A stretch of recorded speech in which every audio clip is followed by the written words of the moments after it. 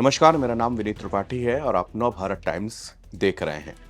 कौटिल्य अर्थशास्त्र और कौटिल्य नीति में बार बार ये बताया गया है कि शत्रु को कभी भी हल्के में नहीं लेना चाहिए। शत्रु चाहे कितना भी कमजोर क्यों ना हो, उसे कभी भी तुच्छ नहीं समझना चाहिए। महाभारत में भी ये विचार विदुर नीति में कहे गए हैं। विदुर ने धृतराष्ट्र को कई बार कहा कि पांडवों की शक्ति को नजरअंदाज करना दुर्योधन के लिए घातक हो सकता है। महाशक्तिशाली रूस शायद यही गलती कर बैठा। यूक्रेन ने रूस पर भीषण ड्रोन अटैक किया। यूक्रेन की तरफ से दावा किया गया है कि रूसी एयरबेस को निशाना बनाते हुए उसने 41 विमान को नष्ट कर दिया है। यूक्रेन ने इस ऑपरेशन का नाम दिया है स्पाइडर वेब। आज हम आपको बताते हैं कि कैसे यूक्रेन ने रूस को चकमा देकर इस ऑपरेशन को सफल बनाया।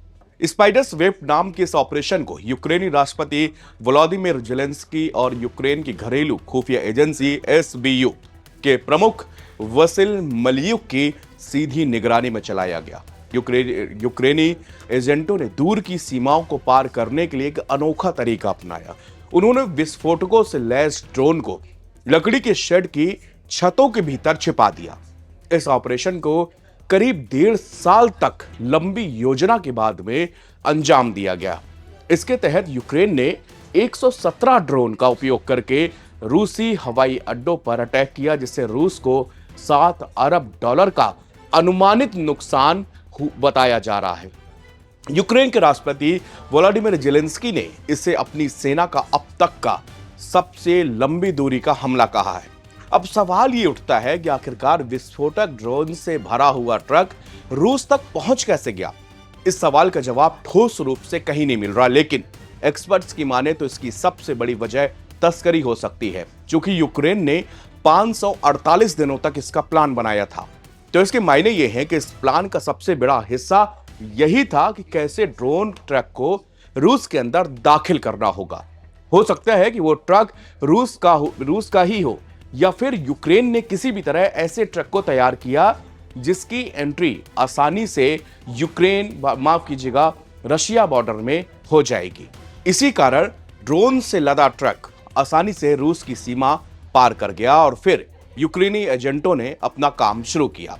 यूक्रेनी अधिकारियों की ओर से शेयर की गई तस्वीरें और वीडियो में एक इंडस्ट्रियल गोदाम में दर्जन ड्रोन तैयार खड़े दिख रहे हैं और लकड़ी के शेड्स की छतें हटाकर उनके भीतर छिपाए गए ड्रोन भी दिख रहे हैं।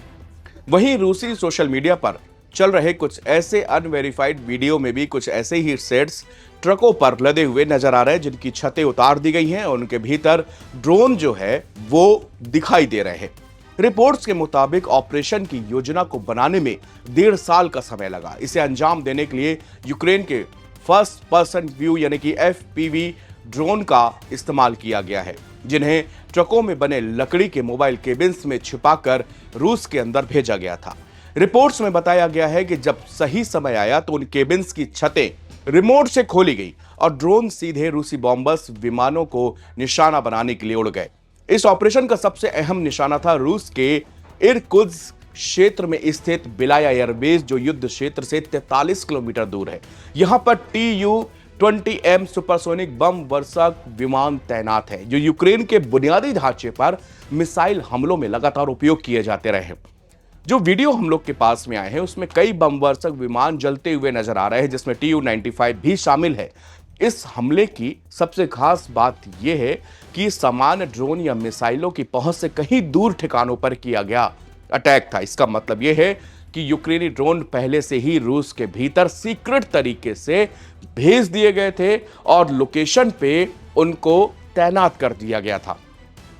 यूक्रेन की मीडिया का दावा है कि यूक्रेन की एजेंसी ने रूस के सबसे 2 संवेदनशील एयरबेसों पर भयानक FPV ड्रोन हमला किया है, जिसमें Tu-95, Tu-22M3 बमवर्षक और A-50 जैसे high and early warning jet शामिल हैं।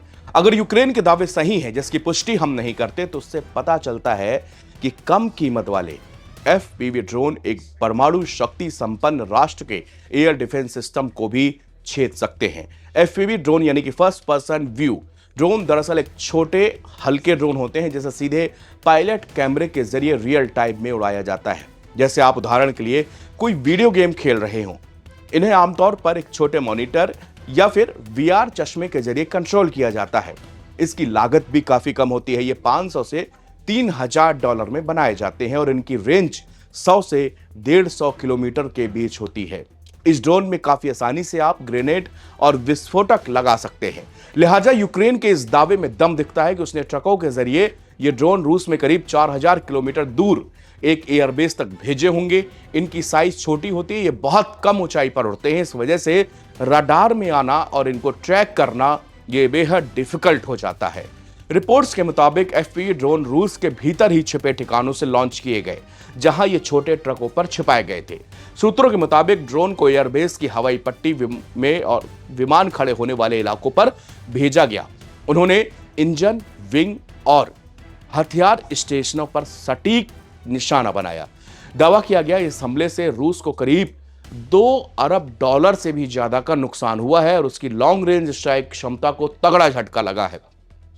Tu-95 जो रूस के स्ट्रेटेजिक बम वर्षक एयरक्राफ्ट है, जिससे क्रूज मिसाइलें दागी जाती हैं, उसके नष्ट होने का दावा भी किया गया है। Tu-22M3 जो सुपरसोनिक बम वर्षक है, जिसका इस्तेमाल यूक्रेन पर मिसाइल स्ट्राइक के लिए होता है, उसे भी तबाह हो जाने की रिपोर्ट सामने आई है। इसके अलावा A-50 जो early warning and control system यानी कि रूसी वायुसेना की आंख नाक कान है, उसके भी यूक्रेनी हमले में नष्ट होने का दावा किया गया है। एक बार फिर से रूस और यूक्रेन के बीच जंग तेज होती हुई नजर आ रही है। यह अटैक उस वक्त पर हुआ जबकि इस्तांबुल में दोनों देशों के बीच में शांति वार्ता होनी थी। ट्रंप दोनों देशों के बीच में पहल कर रहे हैं, मध्यस्थता की कर रहे हैं ताकि दोनों देशों के बीच युद्ध शांत हो, लेकिन अब ये युद्ध गंभीर स्थिति की तरफ बढ़ता हुआ चला जा रहा है।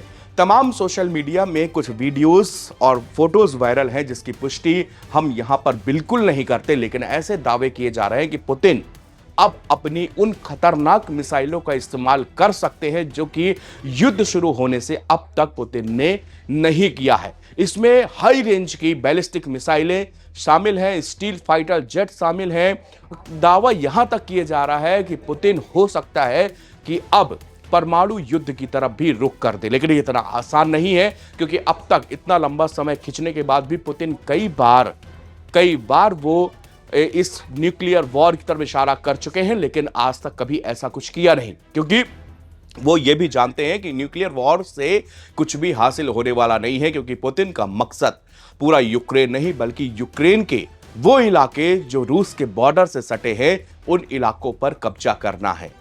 भले जानते हैं पुतिन की यूक्रेन के समर्थन में केवल यूरोप नहीं है बल्कि नाटो की कंट्रियां हैं।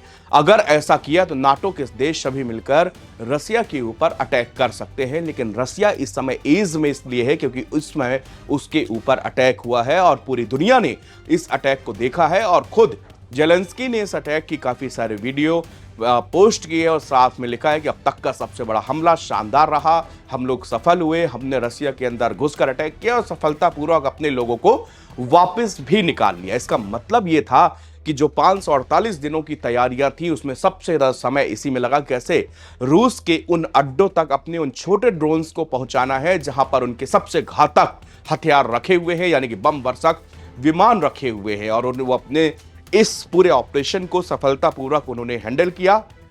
रूस में अब तक का सबसे बड़ा हमला यूक्रेन ने जो किया है वो वास्तव में दिल दहला देने वाला है, और पुतिन शायद मुझे लगता है यही गलती कर गई कि दुश्मन को भांपने में वो नाकाम रहे।